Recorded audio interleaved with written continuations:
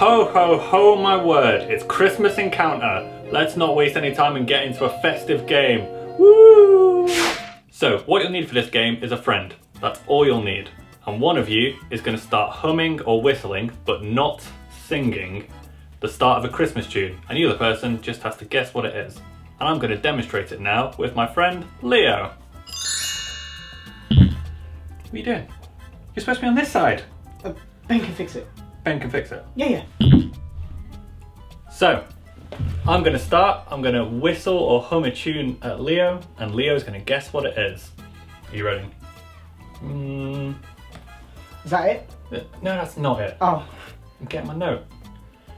Da da da da da da da da da da da. Da da da da da. Are you going to guess it? Da, Jingle da, da. Thank you. How hard is that? Jingle bell. Jingle bell. You guys got it. Go on then.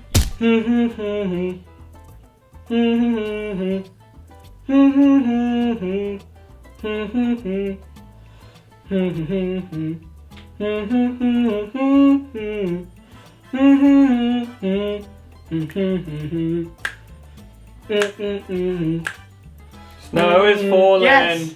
Yay! Oh, what's the name of the song? I don't know. Merry Christmas. Oh, Merry Christmas, everyone. Everyone. Yeah. I thought it was the Womble one. Didn't the Wombles Womble? The Wombles did a Christmas song, didn't they? I don't Remember know if the Wombles you're a what? No. I don't know who they are. That's not okay. I don't know who they are. You don't know who the Wombles are? Okay. Da da da da. Holy night. So nice. Yeah. You're good at this. He's good. He is good. Go on then. Your next one. I've got a good one. You got a good This one one? might be hard to guess, actually. Okay.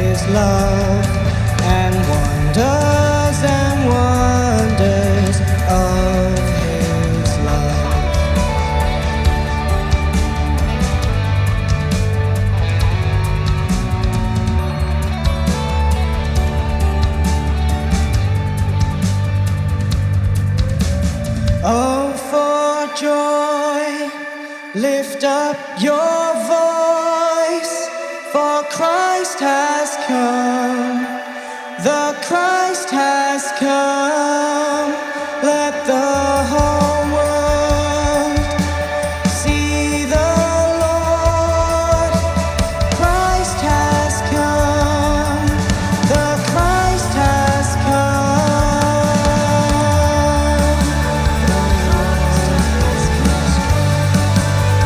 Joy to the earth receive her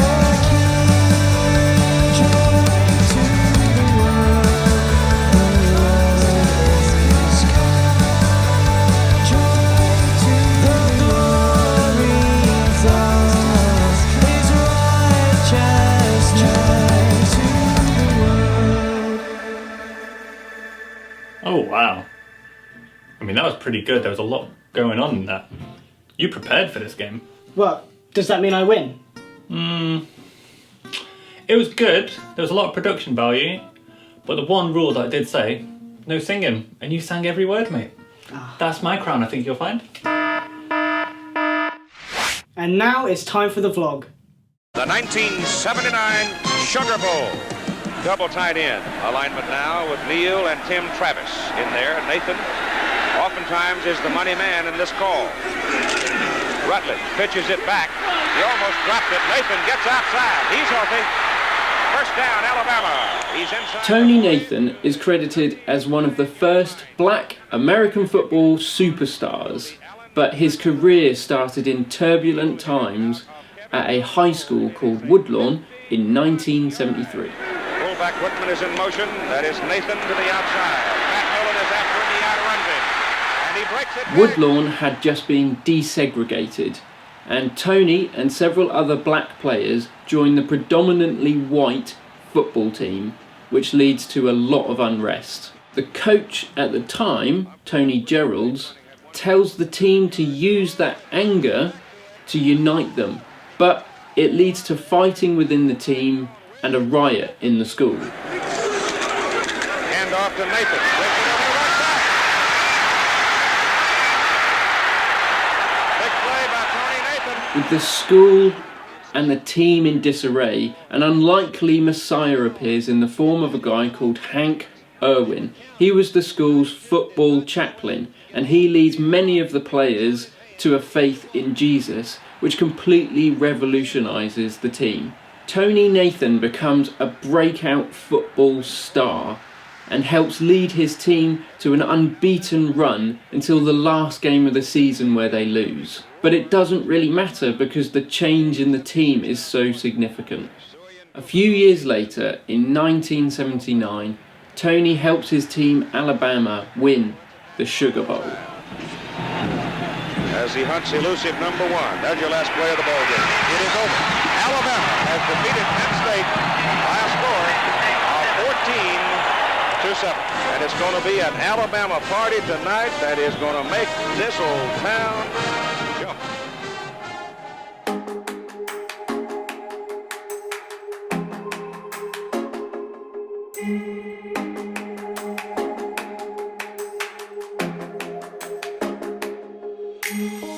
In our last episode, we asked the question, was Jesus a real man? And the conclusion we came to is that there's enough historical evidence to back up the fact. That's taken into account multiple sources, including the Bible. We also talked about prophecy, these ancient writings that talk about the coming of the Messiah, and how Jesus fulfilled over 300 of those, which in itself is a lot of soft evidence towards his existence. But was he special? Was he who he claimed to be? Was he God?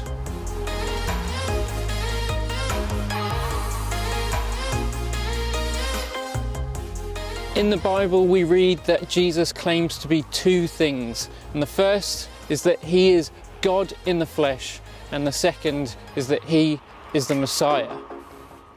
In the older part of the Bible, which documents a lot of human history and God's plan for his people, we hear about this person called the Messiah.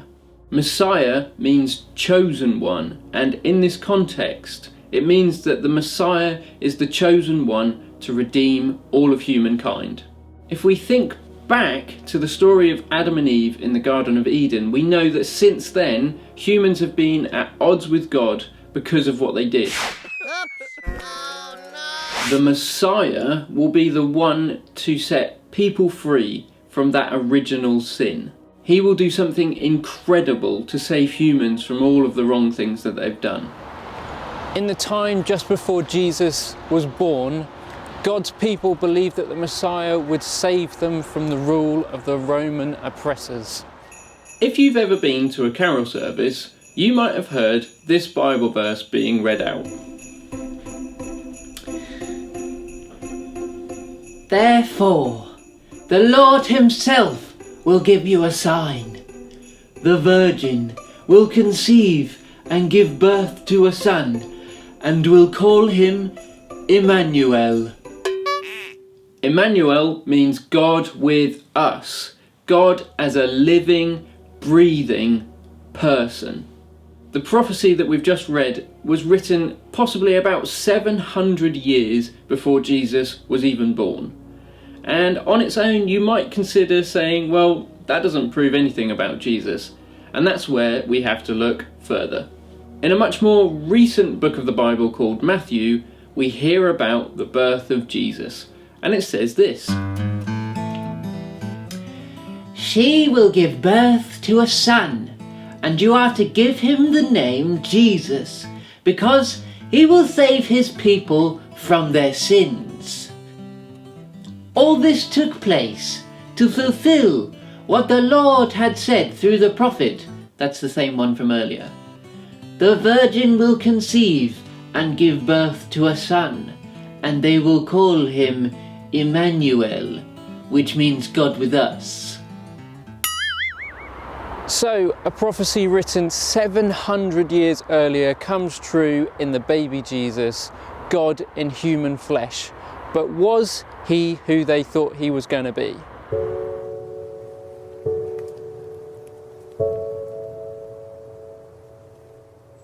If we rewind to a very old part of the Bible, we meet a guy called Dave, and you might better know him as the little shepherd boy who kills the giant Goliath. At the time he's born, Israel, that's God's chosen people, are struggling to find a suitable king who will save them from their enemies and get back their capital city, Jerusalem. Lots of God's people have gone off on their own way, and they are metaphorically lost. After killing Goliath, Dave is held in high regard and eventually becomes the next king of Israel. He reunites the people of Israel into one strong nation, and they take back Jerusalem and become the region's superpower. And around that sort of time, God tells Dave this through a prophet called Nathan. Your house and your kingdom will endure forever before me. Your throne will be established forever. And by this, God is saying to Dave that his great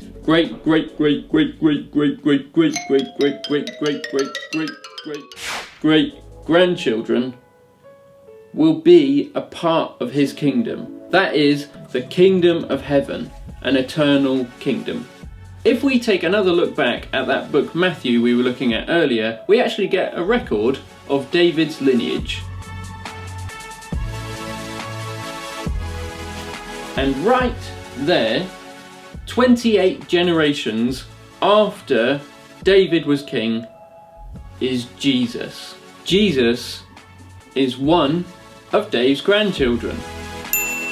The Jewish people of the time just before Jesus was born regarded Dave as a sort of foreshadowing to the Messiah, a strong leader, a military genius, and a man full of authority who was going to wipe out the oppressive Romans.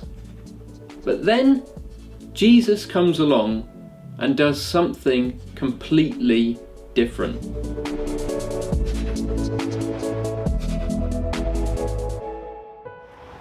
Jesus marks his arrival not with an army or swords, but with words of love and peace.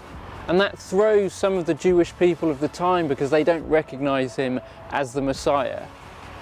But Jesus had a much bigger plan. Much like Tony Nathan and his team who lost the last game of the season, there was a much bigger cause at work, and that's something we're going to look at next time.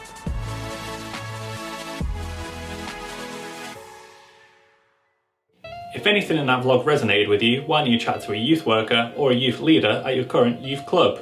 Or drop us a comment in the comments section of this video, down here somewhere. Please like our YouTube video, subscribe to Norwich Youth for Christ's YouTube channel. We've got an Instagram account, we've got a Facebook page, we've got a Twitch account, we've got a Discord account. We've got so many accounts, guys. Please just follow all of them. We hope you guys have a great Christmas, a great New Year, and we'll see you all in 2022. Bye! I'm doing the stairs thing there. No, we got that. I'm doing Am I still in shot? I'm still in shot. Yeah, it's because it's not stairs, man. There's stairs. I'm just going to the cellar! No, you're not.